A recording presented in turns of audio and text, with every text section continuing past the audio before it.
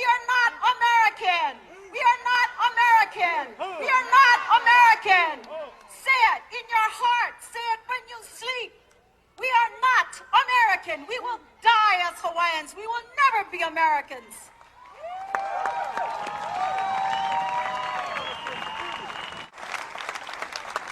The Americans, my people, are our enemies, and you must understand that. They are our enemies. They took our land. They imprisoned our queen. They banned our language. They forcibly made us a colony of the United States. America always says they are democratic. Lies! That is a lie! They have never been democratic with Native people. They have never been democratic with Indians. They have never been democratic with Hawaiians.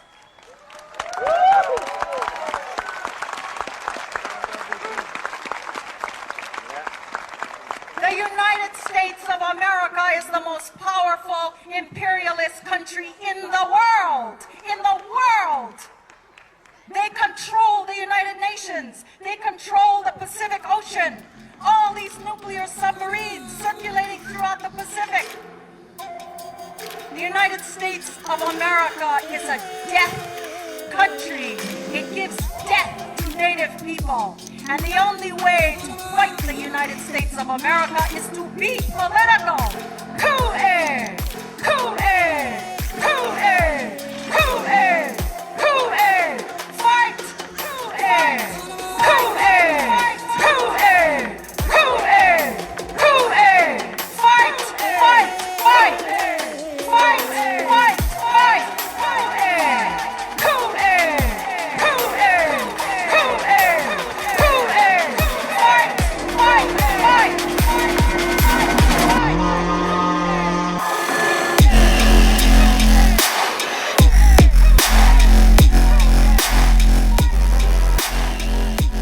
Predatory capitalism and all the isms, you know what I'm saying? And all the isms, you know what I'm saying? Everybody be cool, this is a robbery!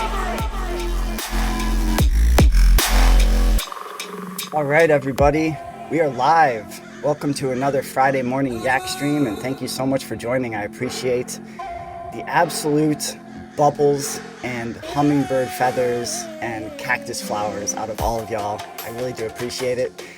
I'm feeling good today. Mental health check-in, feeling good. I was not tired last night, so therefore I didn't sleep a ton, but it's because I'm energized and I'm feeling good. Excited for this stream. So this stream is going to be like a half and halfer. The first half, we're going to go about an hour because I got my time constraints, you know the drill. But the first half, I'm going to give the latest updates from Maui, including what I've heard from my good brother up Mauka, which of course, as always, we are always sending you and your family lots of love and good vibes.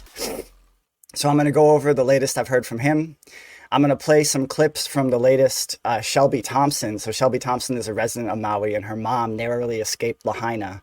And she is a repeat guest on Ryan Cristian's program, The Last American Vagabond. So I'm going to be playing a few clips from the Shelby Thomson interview as well. And then I have a video from my good brother Brandon Thomas about some crazy shit like that, possibly predictive programming stuff. And I have another video I want to show about how lasers can actually set shit on fire, because people are trying to say like, oh, that's nonsense. Direct energy is nonsense. But I have a video that demonstrates that you can start a fire with a fucking laser, which probably not news to my Rockfin fam, but you know. And I'm still just grounding in with my stream. So I'm still just, this is just for the Rockfin fam. So I do, spread the word, tell a friend, like, share, subscribe. Anything really, really helps. So yesterday was crazy because there was a friggin', so we've had a monsoon season so far in the valley, which is like, means what it sounds like, that the sky keeps trying to have a storm, and it's like, it's not allowed to it feels like that. It feels like the sky keeps trying to storm and it's not allowed to happen. And there was that Instagram video about some weather machine that was being brought to Arizona, and everyone was like celebrating like, oh, that's so cool that the weather machine got, being brought to Arizona. How amazing. And then also we're having the monsoons, the second monsoon in 3 years. I find it a little bit sus, but Last night, it did actually rain. It rained. I wish it would have rained more, but it did rain. So my rain barrel got like a little bit, and but before the rain hit, the dust storm hit. So I was driving through like a friggin' insane dust storm last night. So much so that I was out this morning with my computer duster trying to dust off my radiator of my car, because I read that sometimes like the dust can fuck up with the radiator. And my neighbor Reynaldo is walking by as I'm doing this, and he's like, "What are you doing?" I'm like, "I'm trying to clean." He's like, "That's a computer cleaner." I'm like, "I know, it's all I got." He's like, "Go to a gas station, get like a real air pressure." I'm like, "Oh, I guess that's a good point." And I guess you're supposed to do it while the engine's actually on too. So hey, I'm learning over here. That's why I got neighbor Reynaldo. Keep me on point in the vehicular situation. Let me know like if the sound or whatever is having issues. For some reason it says that my signal is low, which makes no sense because I'm like right next, but hopefully this works out. We do the best we can. Mental health check-in. I'm feeling grounded and purposeful and energized, and every day is like a kind of a struggle with anxiety and stuff like that. And so I have been feeling that, but I've also been feeling like just very energized. It's a raw sort of energy. It's like potential energy. I'm like, brr. And so I did have a really beautiful meditation last night, and I had to like work a little bit to check in with my chakra system last night, because I was having the anxiety and I was having what are referred to as intrusive thoughts. That's my new favorite thing. Intrusive thoughts. Not my favorite thing. I don't like intrusive thoughts. I just like the phrase because it's like accurate. You have these intrusive thoughts sometimes. But I dug deep breaths, and I was able to check in with my chakra system, and I felt the little toruses spinning like, and I love that. So then when I did finally fall asleep, I slept really well, and here I am. So the first half of this stream is going to be the latest from Maui and some thoughts that I've had about it, as well as some mantra information that has come through, because I have been continuing to meditate and do the shamanic journeying in regards to the situation on the whole world, but specifically the situation on Maui. And then the second half of the stream, we're going to be joined by my good brother, Dr. Emerald Huggins. So Dr. Huggins is going to come back, friends, and this is an exciting one because we're going to be shooting the breeze, chatting, catching up, all that stuff. But we're also going to be introducing a series that I'm going to be doing on this channel that we are going to be doing. I'm going to be posting it to this channel, this Rockfin, as well as to my RSS feed, shooting it out in the RSS feed. If you have not done so already, please subscribe to the Barbarian Noetics podcast. This is the Barbarian Yak Fest. This is my video show that I do with my co-host, Dr. Sylvie Salinger. She cannot be here today, but she will be back again soon. But please also check out my podcast, the Barbarian Noetics podcast, if you have not done so already. So I won't, we'll talk about it once Dr. Huggins jumps on the stream, but we're going to be doing like a really cool series that is all about what I would describe as universalizing and demystifying psychiatry and psychiatric terms. Now that includes psychological terms, it includes psychoanalytic terms, it includes like Jungian psychology, and we're going to have that healthy back and forth about what are the roles of synthesized pharmaceutical medicines versus, say, plant medicines versus fungal medicines. I personally am feeling more drawn specifically to the fungal medicine. I feel that it is good for my body. I feel that it's an adaptogen. I feel that it's symbiotic with all the other mushroom supplements that I take, so I'm taking all the mushroom supplements, cordyceps, reishi, turkey tail, chaga, and so I feel like it all works together. And because I have trust issues, just like I have trust issues with YouTube and Rumble, which is why I'm only streaming to Rockfin, I also have trust issues with Big Pharma. And so I don't really love the fact that I still do use, I use one Big Pharma synthesized medicine for my mental health still. And I have cut down on the dosage, but it's because I don't see with the fungal medicine, like I know where that comes from. It comes from the earth. Like if I buy a supplement from Paul Stamets, I trust Paul Stamets. If you don't know, Paul Stamets is the mushroom guru.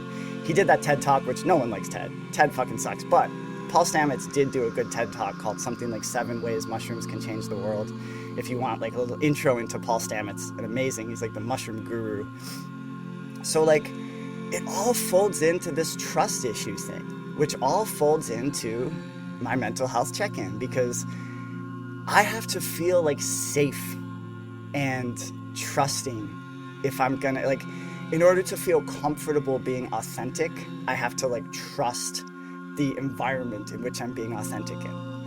So that's why I'm kind of leaning more towards the plant medicine and the fungal medicine, and I want to wean myself off of the big pharma synthesized medicine. But also, Dr. Huggins is like, he's actually the professional. He has all the letters after his name. He has all the training, all the knowledge. And so it's going to be a really cool back and forth just about demystifying psychiatry and demystifying psychoanalysis and psychological terms. We're going to dig into like what terms actually mean, some misconceptions about them, and we're just going to talk story. And Dr. Huggins is just one of the most beautiful freaking people on the planet. So I'm very excited about this. So as soon as Dr. Huggins jumps in, we will enter the second part of the stream. So let's go ahead and begin with the first part of the stream, where I want to share with you all some videos. This first video, so the first few clips are going to come from the latest Shelby Thomson interview. She went on Ryan Cristian. And I really value, again, I value the perspective of folks who are on the island and eyewitnesses. And my good brother will be able to join the stream one of these weeks, but it may take a while, because part of the reason why the situation on Maui is so salient on my heart, and so it's with me all the time. I'm constantly sending good energy, and because I know my good friend. He's one of my best friends in the world, and he's a very strong, tough, stoic person. And he's being tested to his limits. And so I didn't hear from him for a few days, and I wasn't nervous because I know that he's helping others and there's so much to do, but I did hear back from him, which made me so happy. But he did say that he wished that he wasn't so drained. And that's pretty much, and then he said that he's excited about the supermoon. So he said that he wished he wasn't feeling so drained, and that he's excited about the supermoon. And that's all like the nitty gritty details that he gave me. So just like, again, this is a situation where we need to keep talking about what's happening, and we need to continue to meditate collectively. And this is what really came through and continues to come through in meditation when I meditate about Maui, when I meditate about the state of the world, and when I meditate about what I perceive as a dramatic escalation in the, there is a kind of like a sustained asymmetric war being waged against the people by the elites. And I see the Maui situation as like a escalation of that. And unfortunately, obviously, I don't know, I'm not Nostradamus over here. I'm just a little raven doing a podcast. But unfortunately, I have a feeling that perhaps the Maui attack was some sort of opening salvo, unfortunately. And I just feel as though there's more events, unfortunately, might occur. And these are orchestrated. This is my opinion now. This is speculation. Shelby Thomson agrees with me that these are orchestrated events by people that want to hack the human spirit, and they want to control humanity. And they are orchestrated tragedies designed to traumatize the population. So again, it always comes back to, we have to be smarter, more agile, and stronger. And we have to be fit, because we're in a fight. We're in a fight. So like Muhammad Ali, he was one of the best fighters to ever live. Also, Khabib Nurmagomedov, it's a hard last name to say. Khabib, probably the best pound-for-pound MMA fighter ever. What these two fellas had in common is they kept themselves in better shape than everybody. They were in amazing shape. So Muhammad Ali would use psychological tactics and physical prowess and endurance to defeat his opponents. He would make his opponents angry. He would fuck with them psychologically, but he was such a hardcore conditioner that he would make sure that he would be in better shape, meaning he would have more endurance. And, you know, when you're in that good a shape too, it all connects with your brain, and we're electromagnetic machines. So when you're in really good physical shape like that, your electromagnetic machine is also in really good shape. That means your neuroplasticity is on point, you know. So I think you see what I'm saying. We gotta make sure that we're smarter, stronger, more agile, quicker than, unfortunately, than the what I consider to be a very dark, shadowy cabal of elites that are wanting to harvest our data and hack our spirit. And I'm not going to let them. And I know that my Rockfin fam is not going to let them. Listeners aren't going to let them. So let's not let them. But we have to be we got to be on our toes. We got to be strong. So the first video I'm going to share is a young woman who is just speaking about her. This was the very beginning of the second Shelby Thomson interview on Ryan Cristian. A young woman is just telling her story about what she experienced, or what she is experiencing, and what she is perceiving. So let Boomer Raven present. Oh, that's interesting. My computer is being weird. Okay, there we go. All right, it's being weird, but we're going to get through it, friends. We're going to get through it. All right, let this play. I don't really know how to start this, but I just wanted to spread the message to people on mainland about what's really going on here, because the media isn't doing us any good at all. We're not okay. We're not okay. We are emotionally damaged. A lot of people are physically injured. A lot of people have lost their family members. Only 25% of the burn zone has been searched, and there's already been 110 deaths. And it hasn't been the high impact burn zone. Like, we're fucked. There's over 1,300 people without a roof over their head right now, me included. I'm lucky enough to have friends, but all of us are fucked. They're putting us in 30-day hotel stays in order to find everybody houses, but in a place where it's hard enough to find housing and hard enough to find jobs as it is, now that there is more people looking for jobs and there is less houses available on the island, everybody's fucked. And the thing for me is that there is this grand sense of community here, like nothing like I've ever seen before. The gay pride marches, and Black Lives Matter protests, I have never seen so many people come together and give up their own beds for people that just lost their house. But that's the problem. It's that nobody else is doing anything. Nobody is helping. It's all Kanaka. People that live are the only ones that are helping at all. And that doesn't go to say that all of the people on mainland are doing anything wrong. It's not your fault, but the government helping it all. And nobody seems to have any idea what's going on over here. This is the biggest natural disaster. It's caused the most deaths in U.S. history. Isn't there more fucking going on? I've calmed down. I've talked to so many of my friends on mainland that quite literally have no idea that there is 1,300 people packed in shelters and living out of their cars and having to move onto the streets, and that aren't getting assistance and that aren't getting walked through these steps. They have no idea that the death count is so big. They have no idea that the majority of people that have perished are going to be the elderly and the children. They have no idea that our alarm system on this island is the biggest, it's the strongest in the entire nation. I think it might be the strongest in the whole world, but not a single fucking siren off. Why is this not bigger news? Our government fucked us, didn't give us any warning. We had to flee our houses. We lost fucking everything. And nobody knows. 1,300 people are displaced right now and hundreds are fucking dead. Why does nobody know? And I'm sorry, I wanted to add one more thing. It's that this isn't a fast road. There's almost no recovering from this, especially not in a decade, maybe not in 2. Who's to say?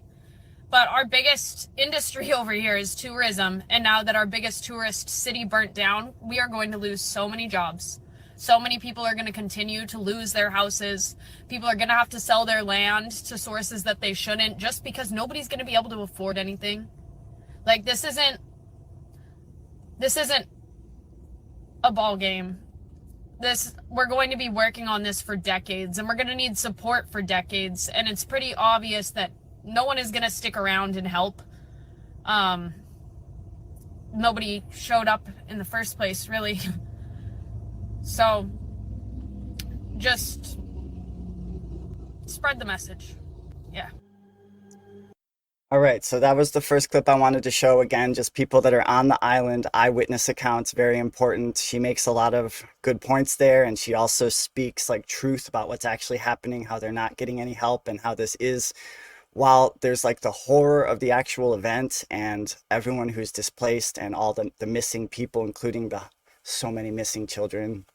But then on top of that, there's also like the sneaky land grab at the same time. And I know that there's like little tricks being played with the land grab where they are like, they're taking like they're taking DNA from survivors, and they're saying you have to like match your DNA. Survivors have to match their DNA with the people who perished, and like, but unfortunately, because the fires burned so hot, because again, in my opinion, this was not a natural occurrence, this was something else. The fires were burning so hot that it was melting the aluminum and making it run like lava. Like the car's aluminum was melting and running like lava. So there are no remains for a lot of folks. And then a lot of people just are missing. They haven't been found. They haven't been identified. They're just missing. And that's the number that is being just not reported in the mainstream media. So again, the gap between what's actually happening and what is being reported in the mainstream media is so big, and the gap just seems to be getting bigger. And so you almost have like two separate realities in a way. And so we have to make sure that we live in the actual reality, listen to people like that young woman, listen to people like Shelby Thomson, listen to people like my good brother up Mauka, listen to people who are actually there so we know what the fuck is actually going on. All right, the next clip from this interview, I'm about to go to it, and she talks about how they've been fencing off, not just fencing off, they have been like militarizing Lahaina, the zone. They've been completely eliminating any access to Lahaina. They've put up an opaque black fence, and they have these sort of like special operative figures guarding the fence and making sure that no one can even stop or take a picture or anything. So let me let Shelby explain. Go in there. You know, and when you see it for your own eyes and you see the FBI agents parked every 100 yards, even in areas that there is no bodies, there's no burn zone. You know, why can't we park up here on the bypass and look into Lahaina? Why can't we even go and hold space there? They had to get approval by the FBI and the government to put crosses up. We're not even allowed to do that. It's bizarre. It doesn't matter what. Oh, sorry. Go ahead. Please continue. Oh, yeah. And I was just going to say, you know, when you think about the children, any other disaster, if it was a school shooting, you have every child's name, picture, birthday, and parents by 4 or 5 hours. Why don't we have one photo? Where are the parents? This is where I'm so confused, and I feel like it's so nefarious, because as a mother, I don't know one other mother or father that would just silently, where's the children? Where's their body? Like, the fact that, you know, we have maybe reporters that are, you know, asking where the children are to the mayor before parents, I wonder where the parents are. And that's why I think this cover up is so massive. I think it's in the thousands. I think it could be 5,000 or more people. Truly, I believe that, because if 2,000 children are unaccounted for, where are the parents also stating that these children are unaccounted for? They also have to be missing. And I mean, we know that there's an extensive tunnel system. The East Maui irrigation system has hundreds of tunnels under Hawaii, let alone the lava tubes that naturally exist. I mean, there's so many questions to be posed. But why isn't every channel 2,000 children are unaccounted for? That's a 9/11 of children. Right. It doesn't. 2,000 children are unaccounted for. That's a 9/11 of children. And I'm just going to pull the screen share down and put the screen share back just to double check that I remembered to share the audio. So I'm pretty sure I remember to share the audio, but just let me know in the comments if you can't hear it. But so yeah, if you just again, you have to kind of like, with these types of situations, these types of what I perceive to be orchestrated tragedies designed to traumatize us, you have to use your heart and you have to use your gut. And she makes very good points. You have thousands, possibly. I mean, it's so staggering, it's difficult to even talk about or comprehend. Like a 9/11 of children is her words. And then all the parents, like, where are all the parents? And why are the parents, where are the pictures? Why aren't we seeing pictures of the missing kids? You know, like usually when there's like a school shooting or something, you see like all the, you know, there's all like the profiles and the pictures and like, oh, this person tragically lost their life and all this kind of stuff. And there's none of that this time. It's just like radio silence. And then on top of that, they're erecting this black fence and putting paramilitary operatives to guard it so that you can't even go close to it or take pictures. It's all just incredibly sketchy. So now I'm going to share again, make sure I shared the audio, and I am going to skip ahead a tiny bit. Yes, it does say I'm sharing tab audio, so this should be good. And I'm just going to skip ahead like a tiny bit here. Maui for what happened, $700 a family. That's more. Like, that just makes me sick. I'm sure plenty of people have pointed that out. Yeah. I think that's crazy. Well, so what do you actually think they're covering up here, in your opinion? Because I know we're kind of just guessing here about what we think is happening, because you're right. I mean, none of this makes sense. All the FBI presence, the covering up of the area, the inconsistencies of the information. Like, what is your gut telling you that they're trying to hide? I mean, I'm very deep in the fox den. I'm one to say that, you know, I believe these are satanic globalists. I think this could be a massive child sacrifice, especially considering the date that they did it on, the way that they did it, the place that they did it, being that this is such an energetic place on the planet. You know, I mean, in my heart of hearts, that's what I feel. I feel like this was what they wanted. And, you know, they have to do rituals like this so they can build up energy to do it other places. And they can, you know, they can breed their nefarious actions by starting it off with a bang. And I mean, if 2,000 children are missing, wow, they fucking did it, didn't they? And it's disgusting. And I mean, that's how I feel about it. Whether you know, maybe the cover up will be the land grab. Maybe the cover up is the smart city. Maybe we're actually going to war with China. And, you know, I mean, Hawaii is the closest landmass to Asia. They've already been talking about disassembling the Pearl Harbor base. I've been learning more about that with the military leases that are expiring. So is this their way of making a new military base? You mean the United States? Yeah. I'm going to pause it right there. So yeah, so just, this is again, like, so that we understand that what the people on the island are actually feeling. In the first interview, Shelby really made it clear that the people on the island, they know in their hearts, they know that it was not a natural occurrence. They felt attacked, they feel attacked. They know in their hearts that it was an attack. This is speculation on my end, but I'm just saying the people on the island, that's what they are saying. And so what she says about like the building up of the energy, it's so spooky and fucked, but at the same time, like, unfortunately, it's a possibility. And that's why, unfortunately, it's a possibility that this is some sort of like opening salvo to more orchestrated tragedies designed to traumatize us. Because again, the idea is to break down the personality. It works individually and collectively. You break down the personality through trauma, and then you can rebuild it in your own image. So they're obviously trying to remake Maui into something. I don't think they're going to succeed, because I know how strong and beautiful the Polynesian people are, the Hawaiian people are, and all the Kama'aina and the people just living and being on the island, like my good brother up Mauka. Like, these are strong, powerful people. I don't think the nefarious forces are going to succeed, but I just think that it's important to realize that this is like the conversations that are happening, because otherwise it's hard to make sense of what's happening.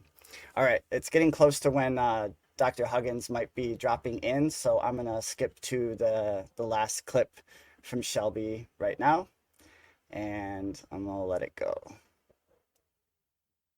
On the 8th. Right. And you can see the next line he says, and in that interview, they gave no indication anyone had been hurt as this was happening. That sounds like a willful, they don't want people to know that. And again, it could be a cover up of their liability or something bigger, but that's pretty clear. And he's the same person who said, "Oh, I don't regret sounding the alarm." And it's like, or not sounding alarm. Yeah. Right. For not sounding it. And it's like, so when people realize you don't regret not sounding the alarm and there's 2,000 children missing, that's why the military is here. They want martial law to ensue. They want. Quick pause. I think that's a really good point that Shelby makes right there. And my heart feels that that's correct, that they almost want there to be some sort of reaction that would then precipitate martial law. And this is like an example of how we have to be smarter and more agile and more flexible and just, again, smarter than the behavior managers and the narrative controllers and the nefarious elites. Because that would give, if something occurred, if there was some sort of action taken by the people who are just completely heartbroken and don't probably have very much left they can lose, folks who lost their kids or who lost their whole family, these people don't have a lot more they can lose. When people don't have much more they can lose, that's when actions are taken, and then they can then institute martial law and lock it down even harder. So I don't know the answers of how to move forward, but I do know that you have to be smarter than the people trying to control you, and giving them a reason to crack down even further and curfews and martial law and all that stuff that would play into the plan for this. So I just think she makes a really good point. All right, I'm going to continue playing a little bit more here. Want there to be a huge issue because, that's what it's pointing towards. Yeah. At least if we have any heart in our bodies as humans left, that this should be revolt worthy. Yeah. And it gets even crazier when they go to the day before, right? So on August 7th, the day before all of this, Hara said he decided to ready the National Guard resources. You know why? As you know, because of a red flag warning about the hurricane the Hurricane Dora passed south of the state. Red flag warnings are issued when the risk of wildfires spreading rapidly through the dry brush is high. So not only do we now know that they had these warnings, that they were aware of this the day before, didn't turn the water on, didn't turn the alarms on, didn't do anything in addition to Hawaiian Electric taking no effort the entire year to keep themselves safe from this. It's hard not to feel an organized action here, right? Oh, absolutely. And, one thing about the water that I would like to say is, I heard that one gentleman, I never remember anybody's names, but he was saying that they couldn't reroute the water away from the taro farmers. And then he goes into talking about how sacred the water was. That's just actually a complete lie. Like the private entities are the ones that own the water rights in Maui. And, it's not these little taro farmers and stuff. Like the water was stolen from them as well. So even to throw the whole, Hawaiians under the bus and say, oh, well, we couldn't get the water because it was going to a taro land. That is so offensive. And, I think that they turned off the water simply because, one, they knew that this elderly population, they were going to stay to defend themselves. They were going to turn on the waters. They were going to try to save their home. They want the death toll to be as high as possible. And that's why there wasn't a fucking military ship from Pearl Harbor. They have the water hoses that can shoot ocean water. Mm-hmm.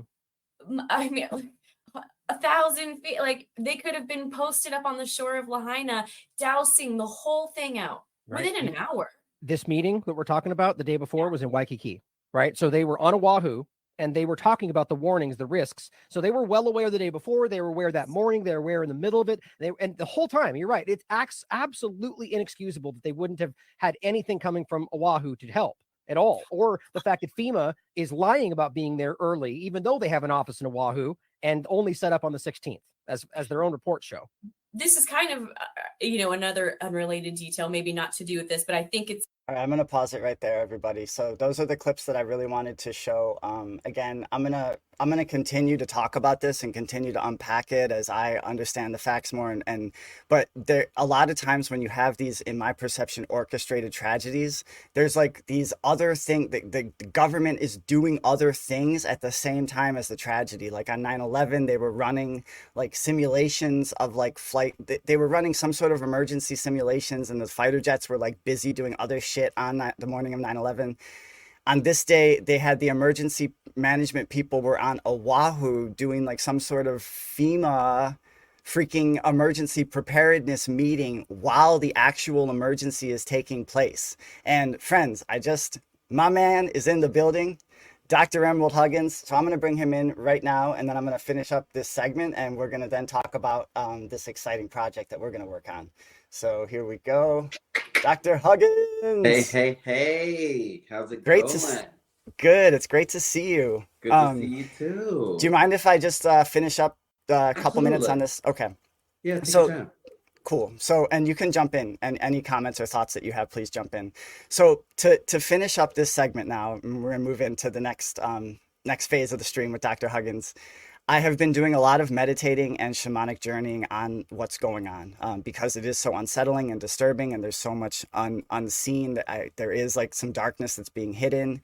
And so it's like, this is where collective meditation comes in, and the power of our power as electromagnetic machines. Like, we are very, very powerful. So last night while I was meditating, not just on the situation on Maui, but on the situation on the whole world, I think a lot of people, the vibes are very high. People feel like a little bit on edge. I think a lot of people are kind of being tested. They're being stretched right now to their limits.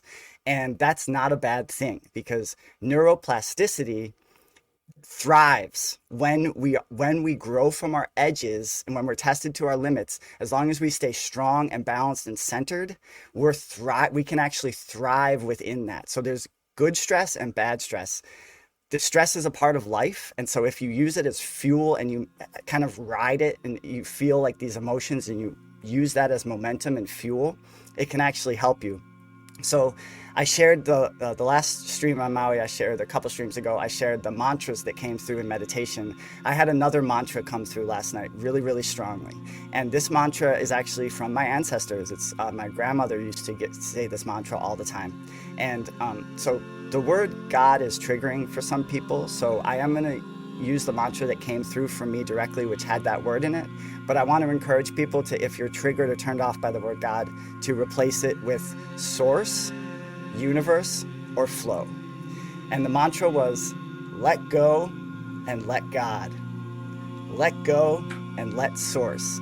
When we're stretched to our very limits and we feel like we can't go any farther, that's when you can really allow power of the ancestors, power of the Great Spirit that can help you. It can help ground you, give you the strength.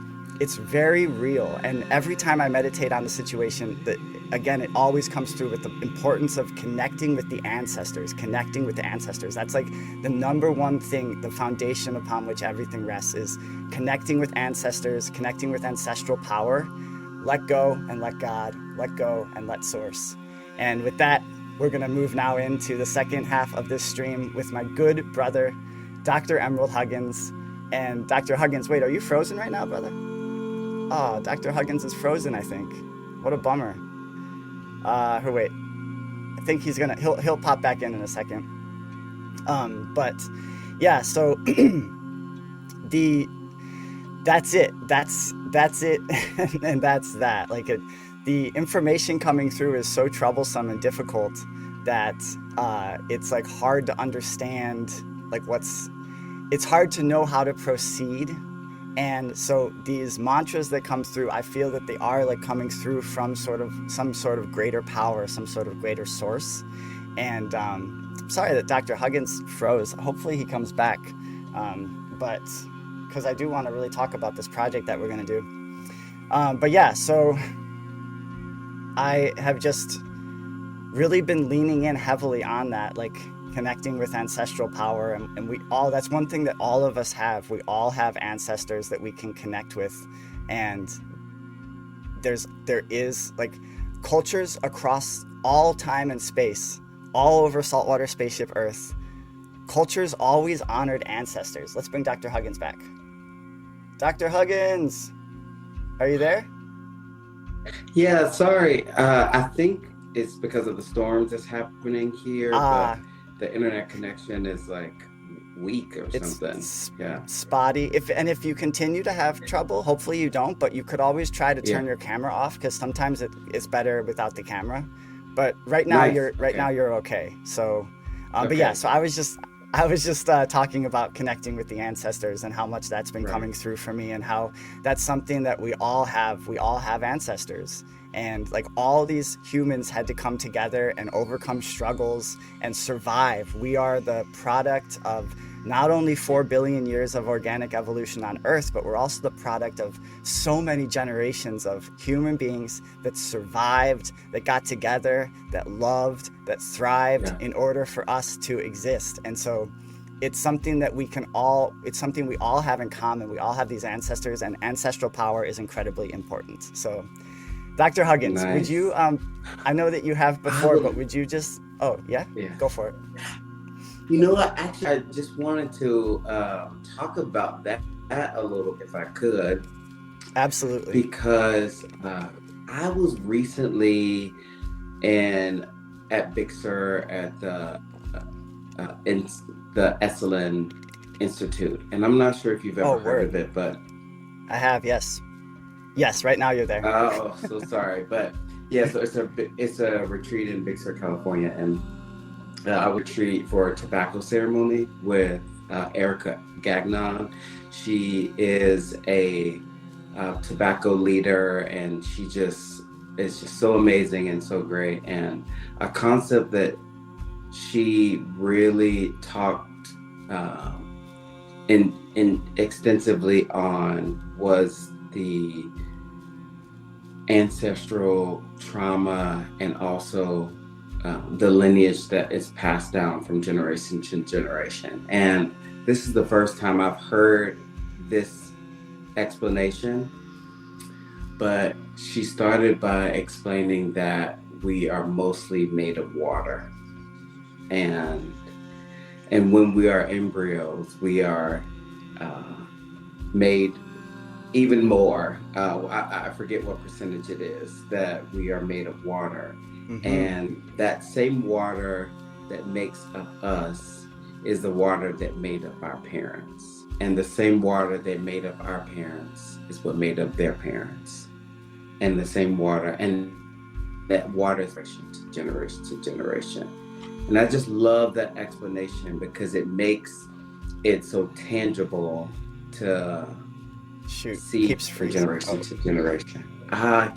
You're cutting in and out, but you're good right now, so. I just love that concept. I thought that was just a really great explanation of water being passed down. Us mostly made of parents, mostly made of water. Their parents mostly made of water, and that water is just transferred from generation to generation. I just love that. It's like a through thread almost that goes through the generations. Exactly. And agua es vida. Water is life. And water's influenced by vibrations and energy. And so that alone is a very powerful concept. And just last week I was talking about this gentleman, Victor Schauberger, who discovered about water activation and how water spirals a certain kind of way, and the flows of rivers, and how that actually generates currents. It generates electricity and power. It's like nature generating its own strength, from just allowing to be. And that concept is so powerful. He'll be back, I think. Okay, good. There you are. Okay. Yeah, sorry. You're all good.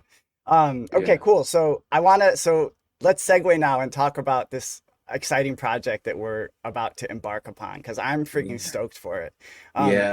Really quick, I know that you have introduced yourself before in past streams, because friend of the show, Dr. Huggins, but just let listeners know, let any new folks know, who you are and what you do, and also your education and your credentials, because you have a lot of knowledge. Sure. Thank you so much for that. My name is Dr. Emerald Huggins. I'm a psychiatric nurse practitioner here in sunny, not so sunny right now, Phoenix, Arizona. And I own a psychiatric practice called Awareness Oasis Psychiatry. And the premise of my practice is to provide services for people who would want to awake, who want to have aha moments and have this dialogue about their mental health, and to gain more access into creating new strategies, new habits for what they're doing and how to better help their mental health. And I primarily specialize in BIPOC, queer, and also allies, and from the ages of adolescents to young adults.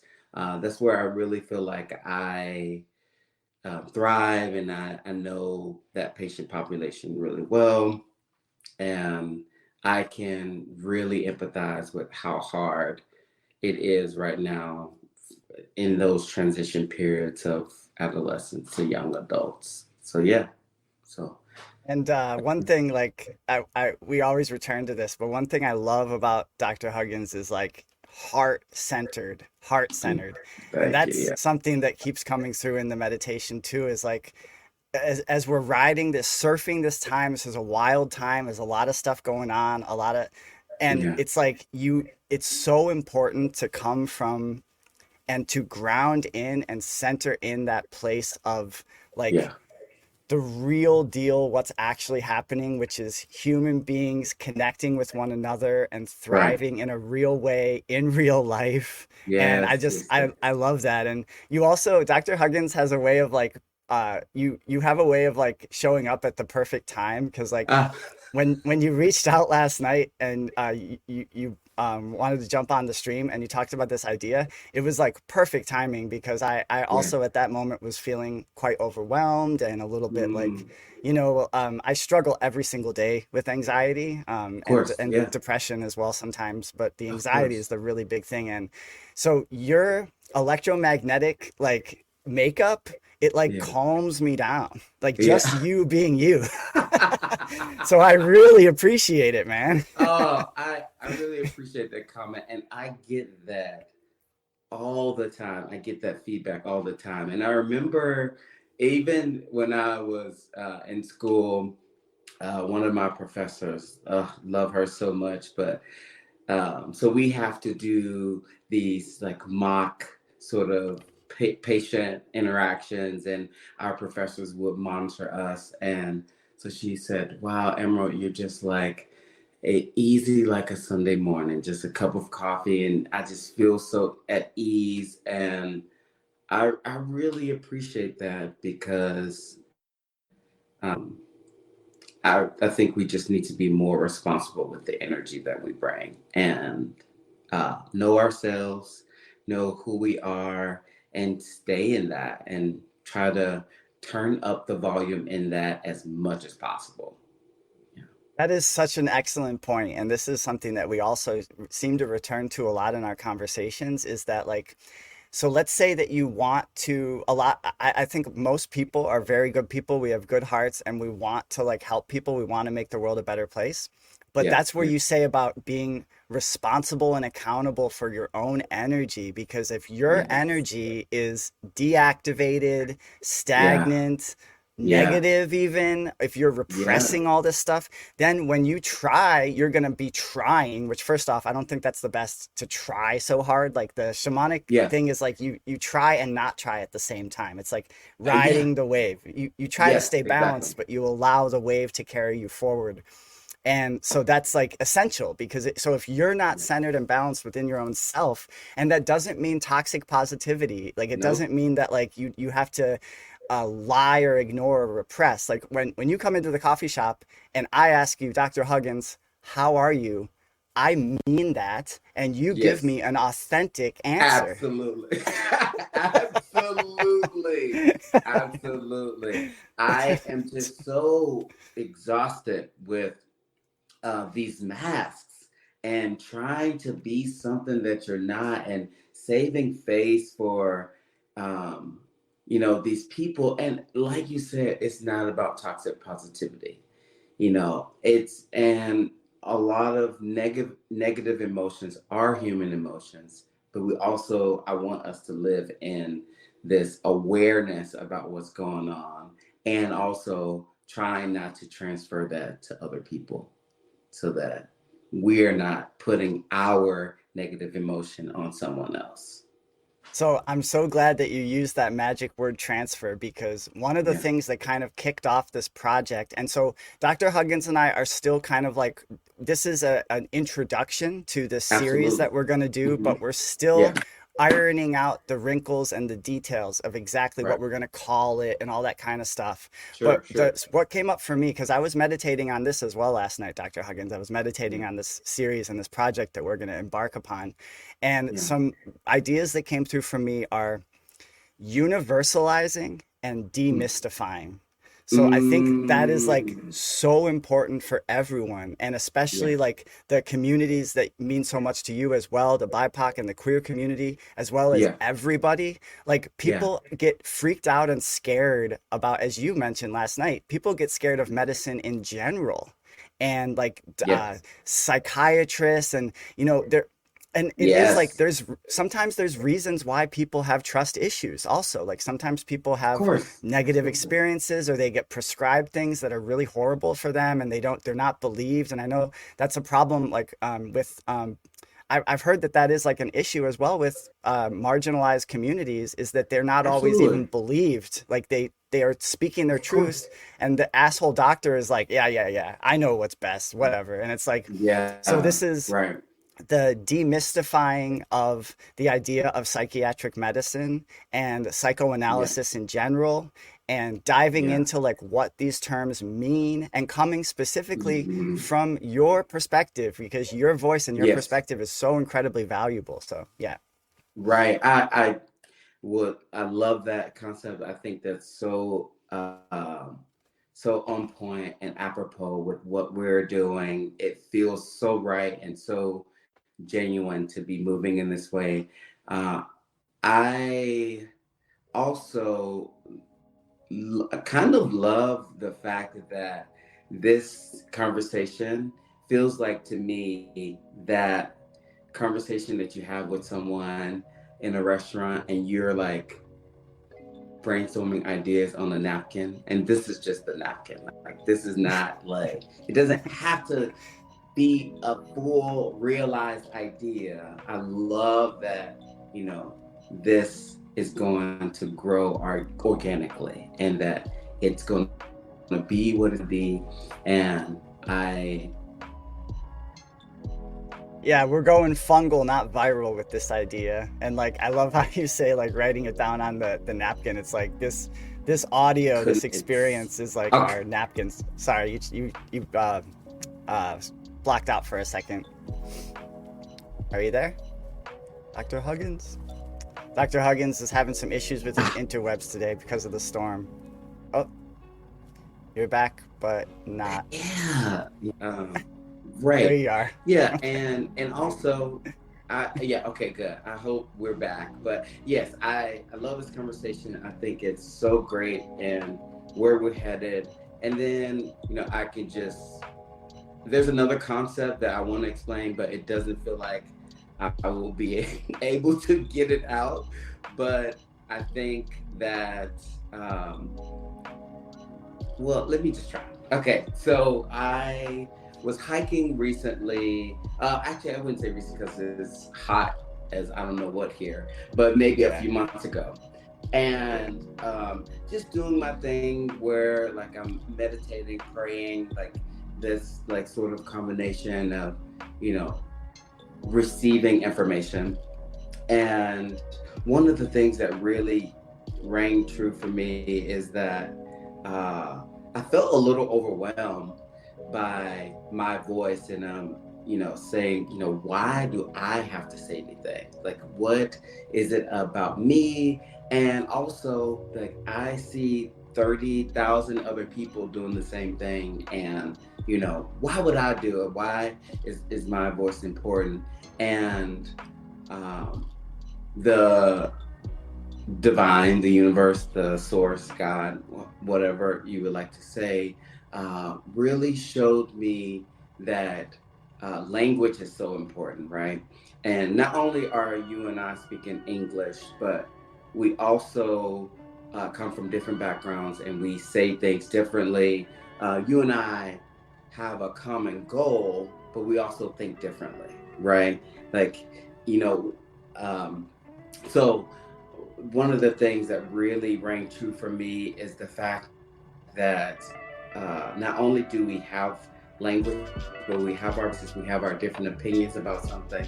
And I don't know about you, but I may have heard a lesson from somebody else, but it didn't register.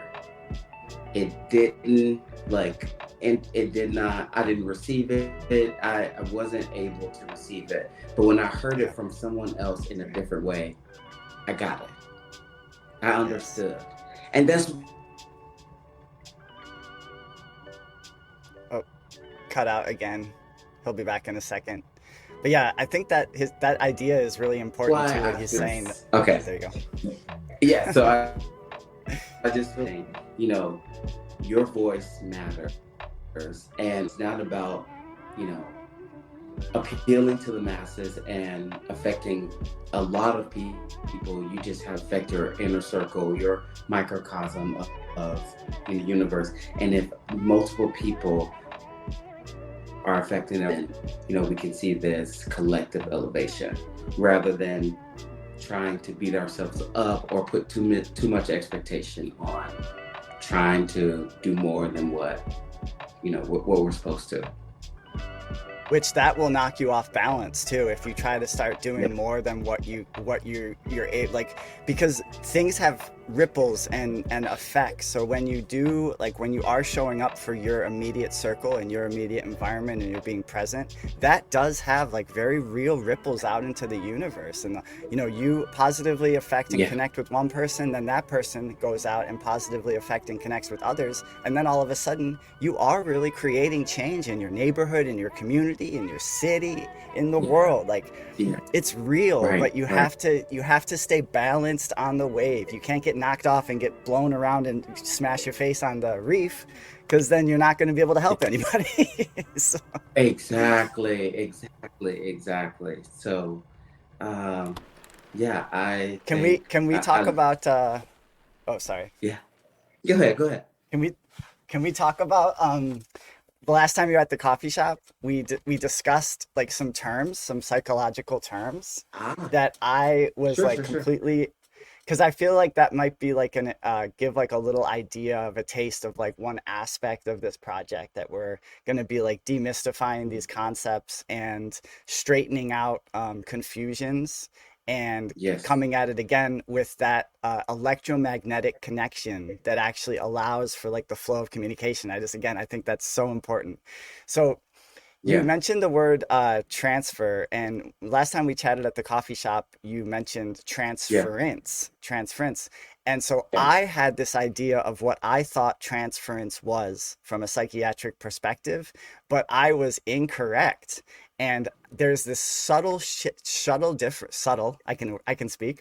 difference between transference and projection. And would you mind just speaking on that for a little bit? Because it's interesting. Yes, you're right. Okay, so transference is a term that we use in psychiatry for a patient interaction, most notably for a patient interaction.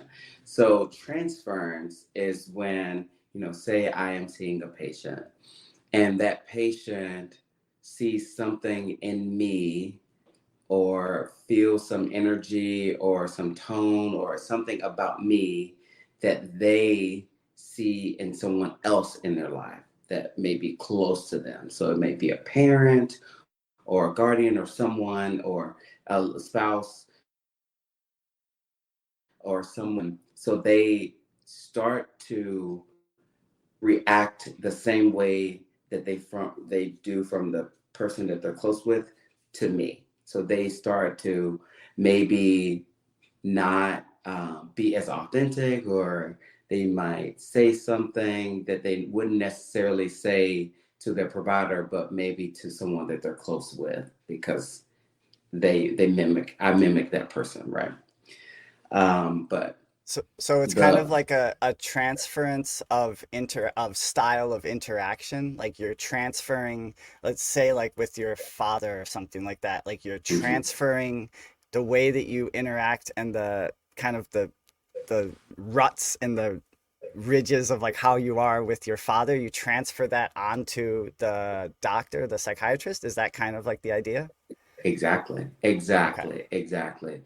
And so we always kind of see that as sort of a possibly negative thing, because you want to have, how do I say, as much unbiased, untainted sort of relationship and with the patient, but also you want them to be able to speak authentically and not necessarily treat you like that close relative or person.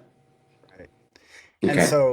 so then when you explained that to me, I was like, oh, A, I didn't know that's what it was. And then B, it reminded me of the Yes. concept of projection, Right. I but it's remember that. not. Yeah. So Mhm. there's a difference there. So let us know what projection is from like the psychiatric perspective. Okay. So projection is an interesting concept. So any interaction or dynamic in our relationships can be deemed as projection.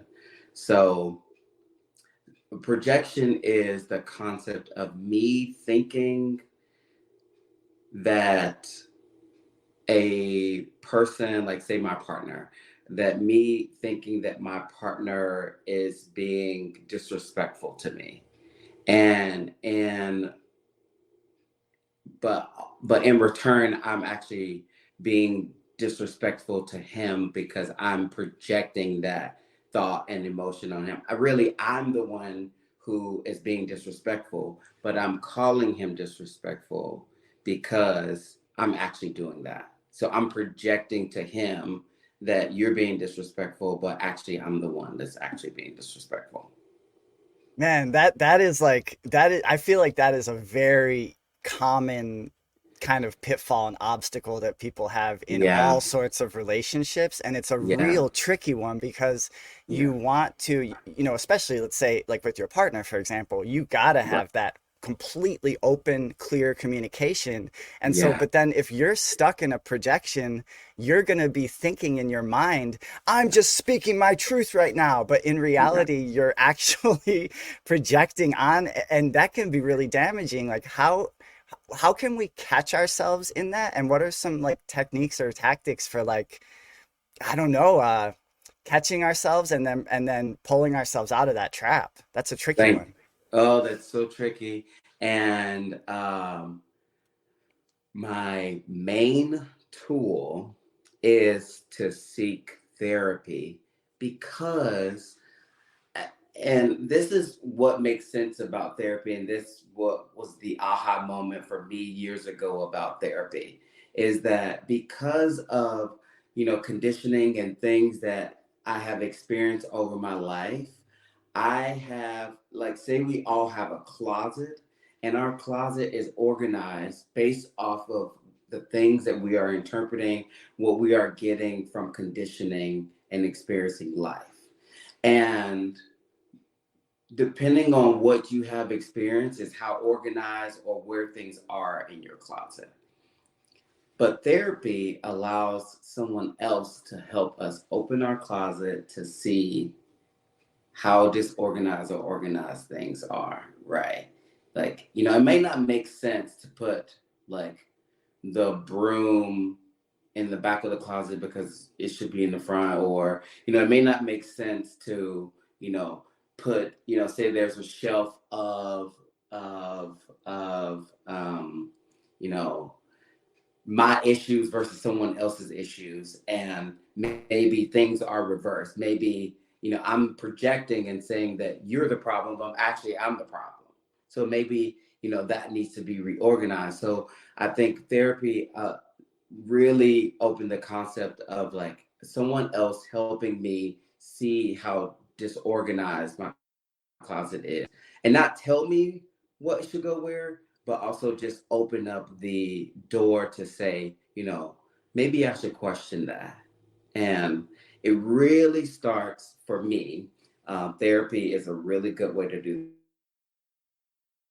that. So find, or not love. So find someone that you trust and that you understand, and that you feel like they have similar language to you that you can understand. Another thing that I do is meditation. It is one of my most precious, powerful gifts, because meditation helps us with neuroplasticity. It helps us to say another concept that is forebrain that's in my mind about neuroplasticity is that it's kind of like a maze that's set. And that maze is set by my intentions, what I do, how I feed it, and it's routed in a certain way based off of what I've been doing. But neuroplasticity helps to open that up. And meditation allows us to pause and disconnect from that thing that is hooking us to feeling a certain way. Damn, that's so interesting. Right? So it really just gives us aha moments. It gets us out of that rut and that thinking that it has to be this way, that it's this way. Would you say, what do you think about this idea that, okay, Sure. so I like this idea that we, especially when you're in kind of like a rut of behavior or you're exhibiting neurotic behavior, you are lost in the maze. Yes. You can't find Sure. your way. Absolutely. What meditation allows is Yeah. that you elevate your Mm. perception and Yeah. you're able to see the maze. Yes. Exactly. And so it gives you a glimpse of like, wait, okay, I've been going this way and I've just been running into this dead end over and over again. I need to go around that other way to get, you know what I mean? Like that is what meditate. And another important concept, and I would love to hear your thoughts on this. We have about maybe Sure. 5 more minutes. I know. But this is just the introductory. We're gonna This is what we're you're gonna looking dive forward in. to, right? Yeah, that's right. And next time it won't have been a massive storm the night before, I so hope the interwebs so. connection will be right. But Right. okay, so a lot of people put self limits on meditation, I've noticed, and people put like obstacles and blocks in their way, where they'll say like, I can't meditate because I can't turn off my thoughts. I can't meditate because my back gets sore. I can't meditate because I don't know how to sit in meditation. I can't meditate because I don't have time to meditate. And something that I really feel in my heart is that you can meditate in all sorts of different ways. So like, for example, you mentioned that when you work out, it's a form of meditation. Absolutely. 100%. Yeah. And like when you're Right. dancing, it's a form of meditation. When you're even like taking a walk, it's a form of meditation. To be honest with you, Dr. Huggins, when I'm really in a good flow state, when I'm making coffee and slinging that caffeine, it's a meditation, you know? Right. Exactly. And meditation, I think sometimes people, like you said, get into this rut about what meditation is, but meditation is a lot of things. I've read that repetition is a good way to meditate. Like, someone swimming, that motion of doing this sort of similar response, for a period of time helps us to really kind of connect and be more mindful. Running, or even, honestly, I have practiced just deep breathing for a long time. And I really can get quickly into closing off my mind and just really staying present in the moment. But it really takes practice. And I heard to a patient once that, so say I can't do this, but the problem was they were, their anxiety was heightened, or when, they were really upset about something. But meditation is not it's really hard to practice in the thick of a problem. Meditation is best when we are practicing it every single and trying to build up skills for it. And the provider said that, well, if you know, use this practice of meditating as much as, you know, looking at your phone or, you know, or doing something that isn't unhealthy for you, then you would be a much better meditator, if that makes sense. It makes a lot of sense. What's like, I know that this is a topic that we're going to spend a lot of time on and we're going to really get into because it's so important and foundational. But just for folks that maybe want to, like, you know, before, for example, before we get together again on the next stream, which might be in a week, it might be in a couple weeks, what is just a way that folks can start practicing breathing techniques as they live through, as they go through their lives? What are some practical breath work steps that folks can take? Okay. All right. So one thing I would like everyone to do, if they can, just make sure that you can take out maybe just 5 minutes of your day. I mean, if we don't have 5 minutes, something's wrong. Like, we need to reevaluate our lives. Right? That's true. Right. Yeah. So just take 5 minutes and get curious with that, and just get somewhere. You don't have to sit in lotus, full lotus, half lotus. You don't have to be in some crazy bind or laying on the floor, or, you know, wherever you can feel comfortable seated, you know, wherever you feel that your back isn't hurting or you're not in pain. Get somewhere, or stand. Get somewhere where you can just take 5 minutes and just focus on your breath. Like, maybe an anchor somewhere in your body. I like to use my heart, that's just me, but maybe someone wants to use their head, their lungs. Like, focus on one part of our bodies and just take 5 minutes to take really deep breaths in and deep breaths out, and deep breaths in and deep breaths out. There are a lot of practices where they say, you know, take 4 count second breath in, and then 4 count second breath out. And maybe that will get you to the 5 minutes. But then also, I post from my Instagram for Awareness Oasis, I post a 5-minute decompression of a meditation with a reading. And so that's another tool that people can use. So just take 5 minutes a day and see where you go.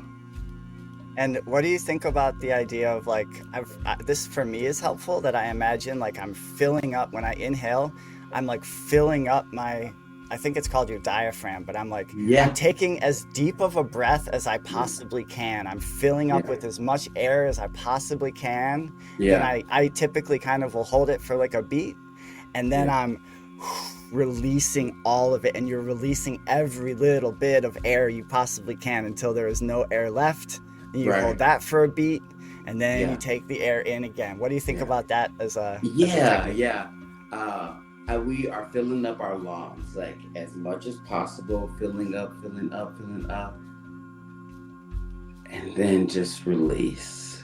You know, it really, I've used that just for meditation. I've used that to quit smoking. I've used that for a number of things, and it really helps us to break up the pattern of just monkey mind rambling over and over and over again about what I have to do, what I did, how bad am I, what this person did, what they said. I mean, our brains are beautiful thought-making machines, and it's going to do its job, but we don't have to attach to what those thoughts are.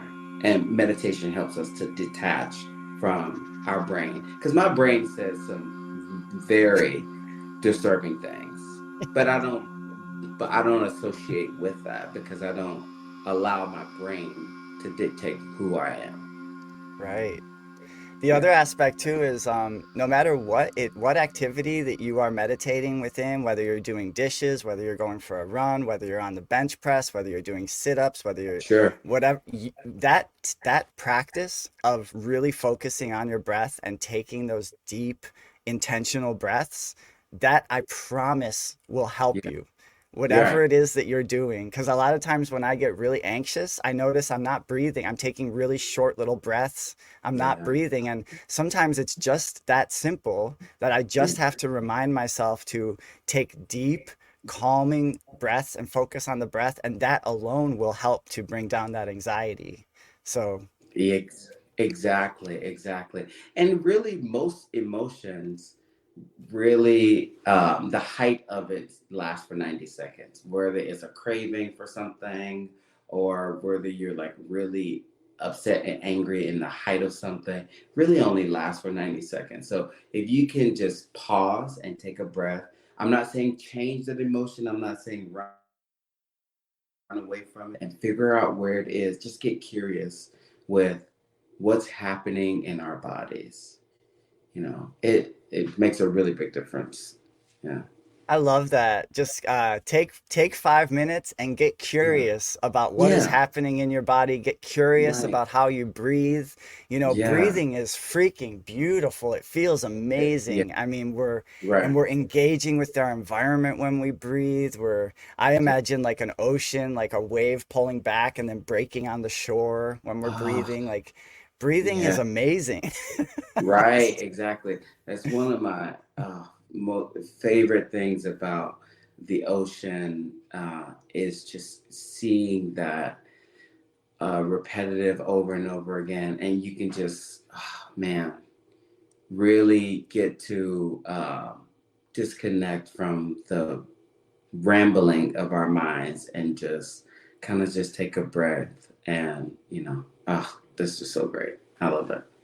What do you think about, because I got to run because of my time constraints. So just before I let you go and you let folks know how they can find you on the internet and all that kind of stuff, what do you think about taking 3 deep breaths together right now on this? Yeah, I love that. Right. Let's do that. I love it too. All right. Ready? On 3. 1, 2, 3.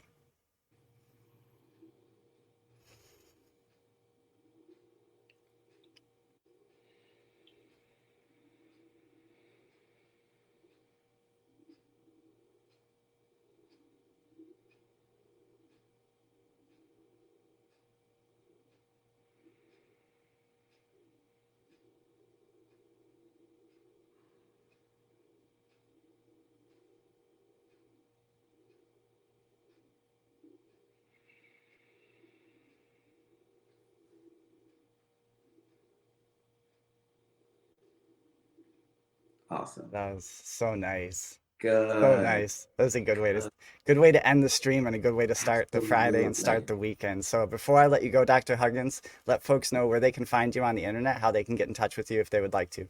Yes. So I have my website, awareness-oasis.com. I also can be found on Instagram and also Facebook, LinkedIn for Awareness Oasis. Is your handle just Awareness Oasis on Instagram? Yeah, Awareness Oasis. That's it. Yeah.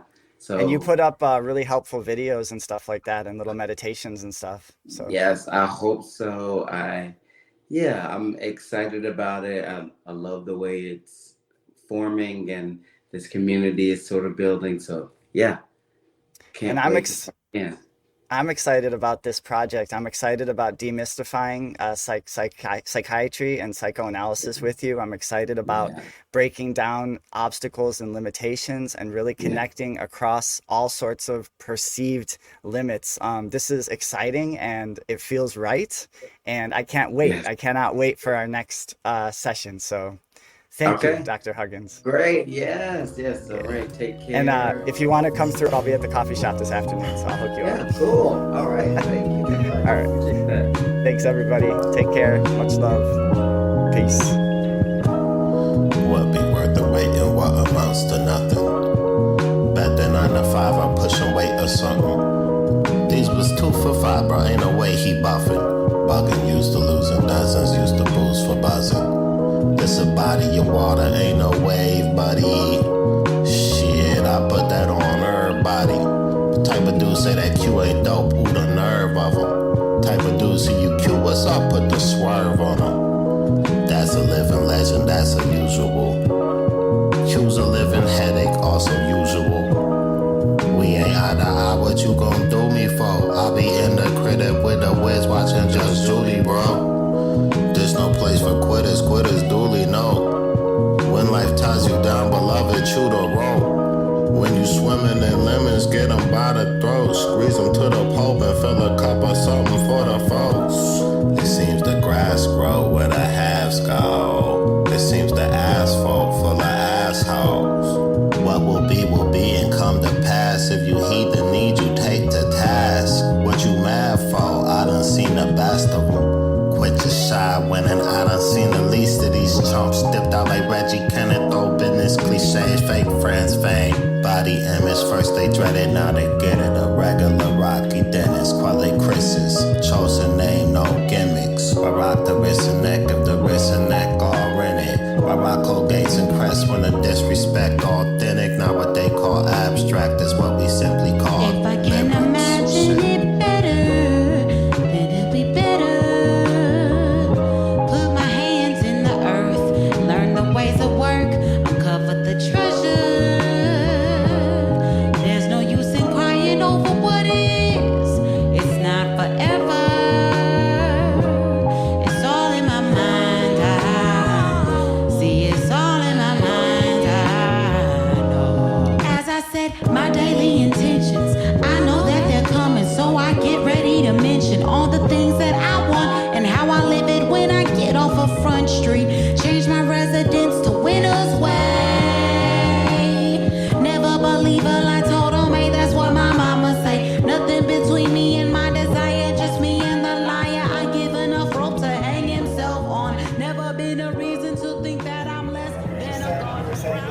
Oh my God. Belief on a religious sense is, do you believe in geometry? And Oh, yeah. Before that, you were saying that you need depth to understand depth. Okay, so, I mean, living things in this plane of existence obviously experience 4 dimensions of movement or existence, which is height, width, depth, and time. Right. Time is the 4th dimension. So you can't exist without height, you can't exist without width, you can't exist without depth. Without any of these things, right? Right. You wouldn't exist in the way that you exist now, at least. I mean, like, maybe you exist in some other way, but like, we're not trying to exist in some other way. We're trying to figure out how to exist in this way. Right. Which is, you need these 3 things. First of all, the physical dimensions. Yeah. But then there's a 4th dimension, which, I mean, there's probably more dimensions too, but for like our... That's something that I think most people can kind of wrap their heads around. That time is the 4th dimension. Yeah. Because it's something that we all experience.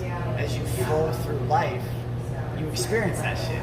Yeah, and it's essentially just your space of existing in. Just like your height, width, and depth is your physical space of existing in. Your time is your physical space of another higher, I'm doing air quotes now, higher dimension.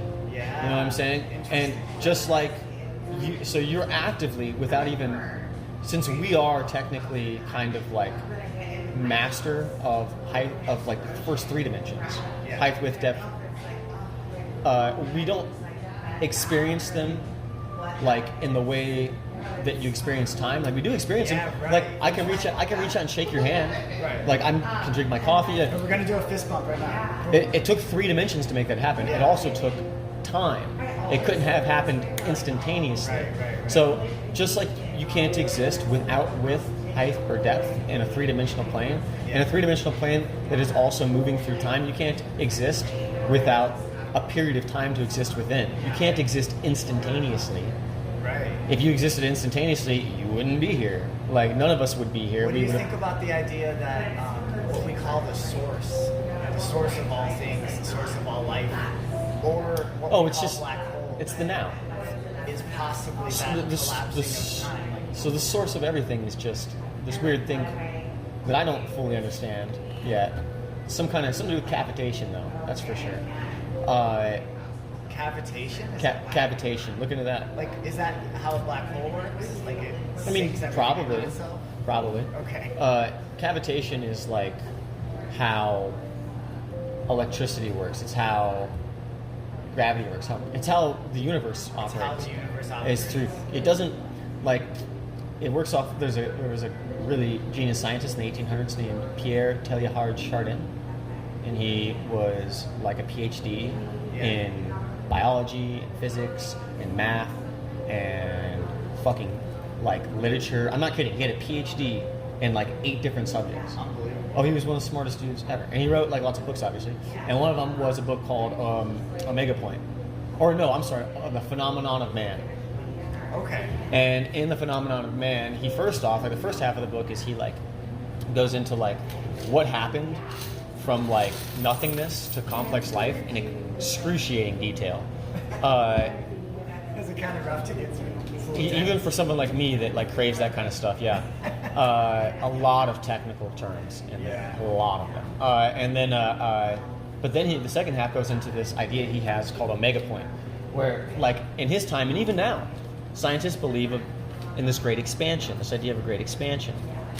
They believe in the Big Bang. They believe, right?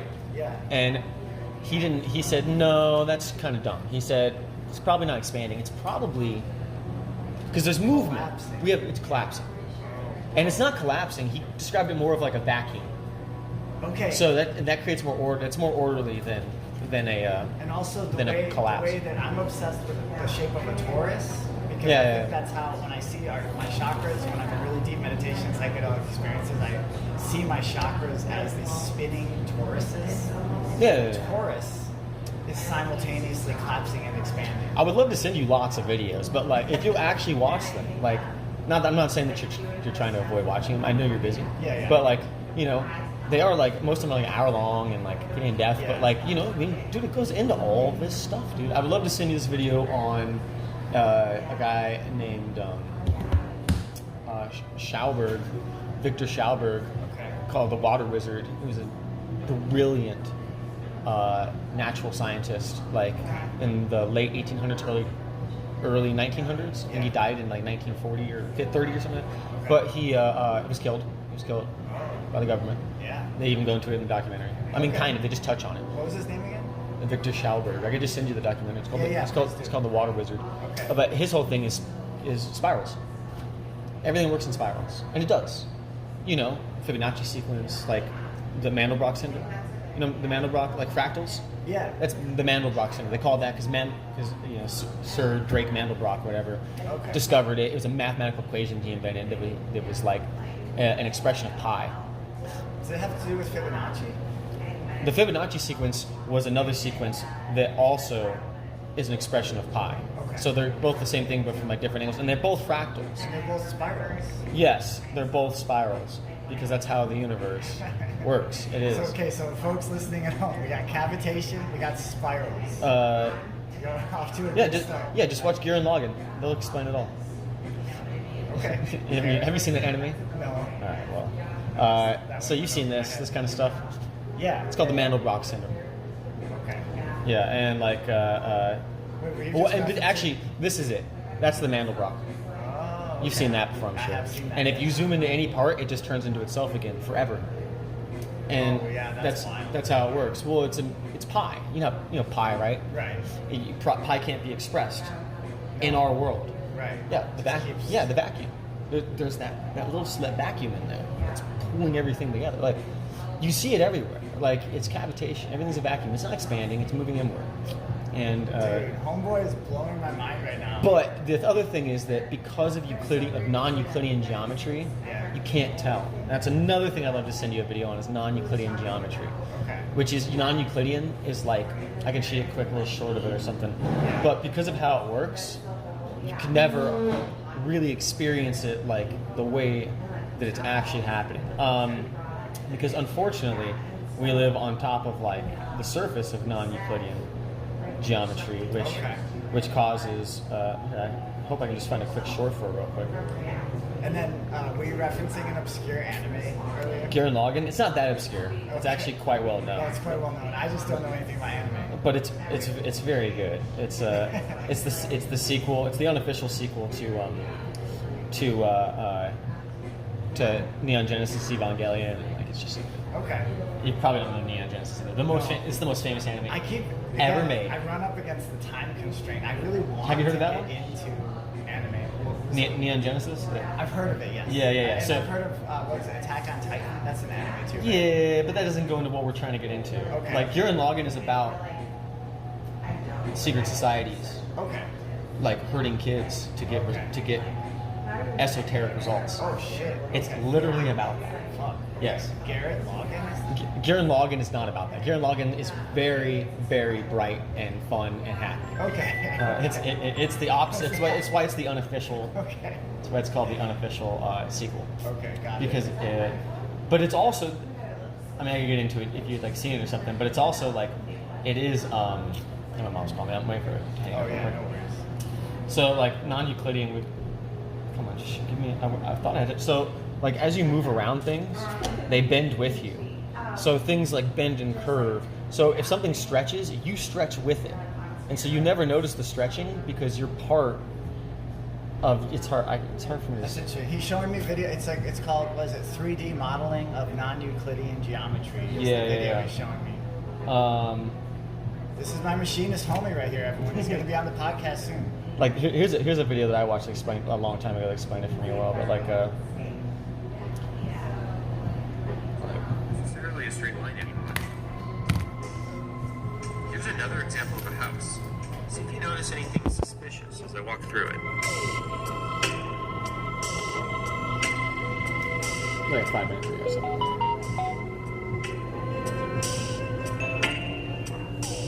Did you catch it?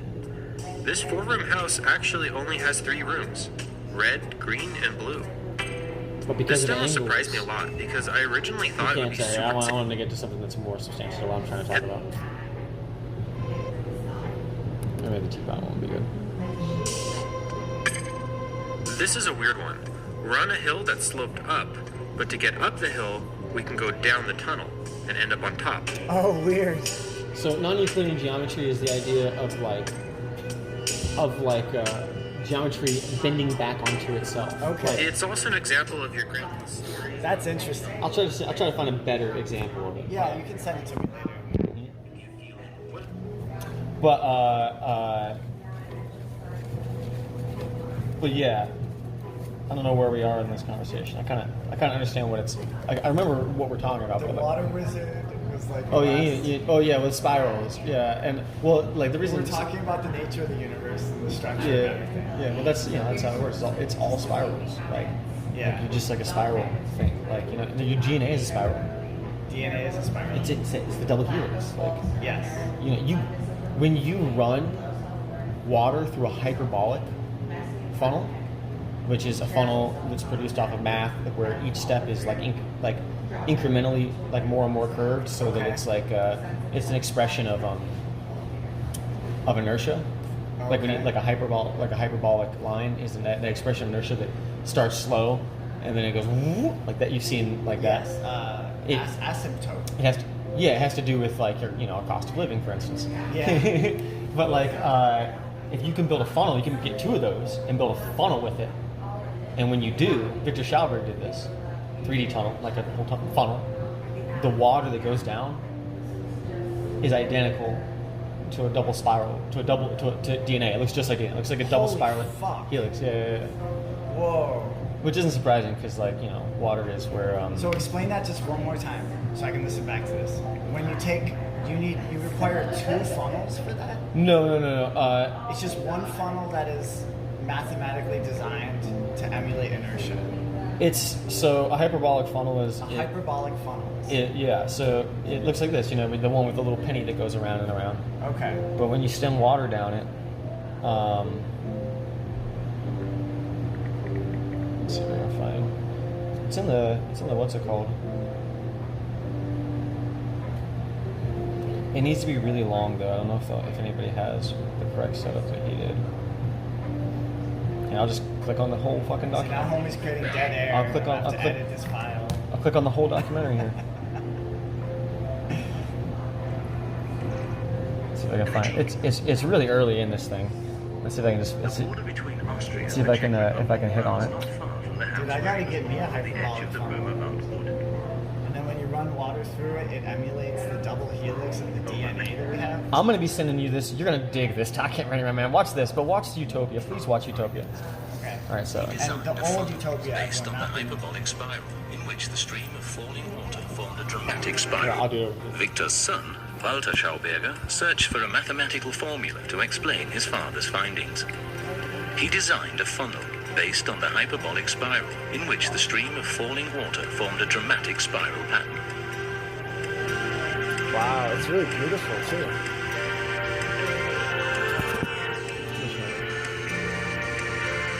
Seen from above, it looks like a spiral nebula in space.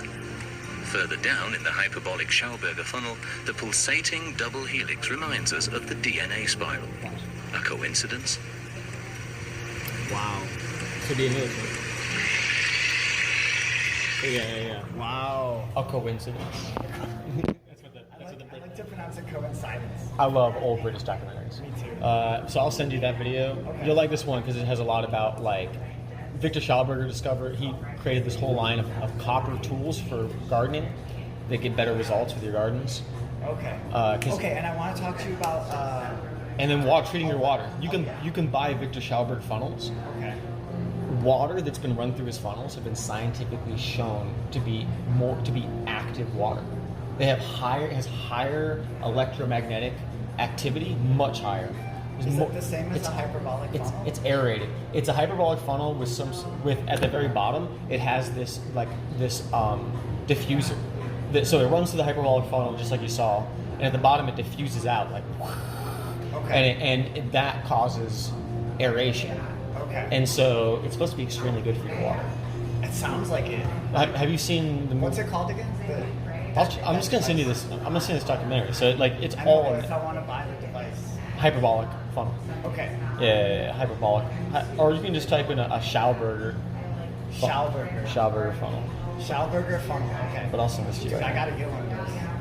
Yeah, it's not very expensive. They're just like I would imagine. it's like $20 one. Yeah. All right, I just sent you the link for that video. But have you seen the movie the what's it called? The Secret Life of the Water, the Great Mystery? No, I haven't seen that one. That was like a popular one for the one where they discovered where if you yell at water and then you freeze it.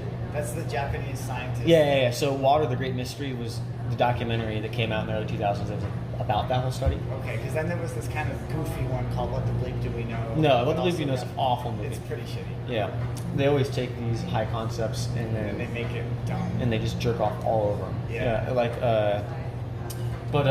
Water, the Great Mystery is like the documentary, and it's got the Japanese guy in it. He's sitting there with an interview talking about it. Okay. And so you think about like, okay, so and then in that movie they also are like they make a critique, a point that like look at how our water moves through the system inside of our cities. Like, so in the documentary they go into that not only does water not like to be yelled at, it doesn't like to move in like 90-degree turns, and it doesn't like to be constrained like into pipes. And so, but that's what we do with all of our water everywhere.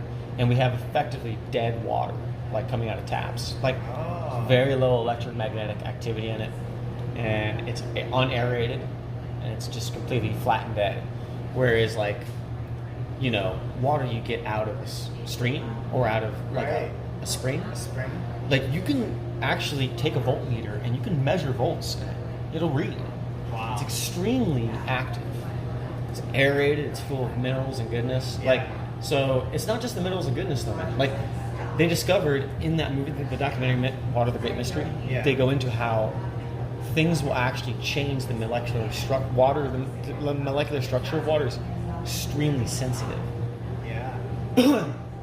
And it'll physically change depending on like outside influences. Damn. Yes. We gotta leave it there for now because I gotta start closing. Okay, sorry. I'm gonna be here forever. Sorry, man. I just want to chill and like talk about this stuff. I do too. But yeah, that's another thing we should do sometime. We should. Yeah, me too. Yeah. So give me a free stuff. Okay. We should do that. Sounds good. Yeah. All right. Well, thanks. All right. Thank you. Yeah, it feels good to be back. I spend most of my days now in my garden growing food and medicinal plants and shit that we smoking on now type of thing. And pondering the next moves, you know what I'm saying? Like, What the fuck is going on out here? We all know something is, around the corner. And we feel it in our souls. It's manifesting itself in our art even. The movies we make are largely dystopian, post-apocalyptic. I think we are just trying to make sense of it somehow. And that's cool. Sometimes it just be them seasons. Predatory capitalism and all the isms, you know what I'm saying? And everybody's fed up. And people don't know what to do. So we make our art. And art is beautiful. But art is also the truth. So we know you know. Come on, you know. You know. So what are you doing about it? Most people just waiting for something to happen without even preparing for anything. You know what I'm saying? Right now, Ukraine, power off. Venezuela, they set the power off. Just this week, 44 million people, South America, power off. That's how we start modern warfare nowadays. You just cut your power and your internet off. Get out 1 week without the little faucet running and the little water coming out. Your refrigerator not being on and shit. The diabetes medication not being cold. And you asked out. Make your actions match your ambitions to survive. You need to get ready like we are. That means being in shape. That means being in touch with your ancestors and your spirituality. You feel me? What's gonna come to pass is what's gonna come to pass. All that voting and all that shit, you can do that, that's cool, but that ain't gonna stop it. It's already on the way. You know what I'm saying? So, just buckle up, have a good time. Security is largely a superstition. It does not exist in nature. Life is either a grand adventure or nothing, baby. Go have your adventure, because I'm having mine. Big sin, peace out. One love.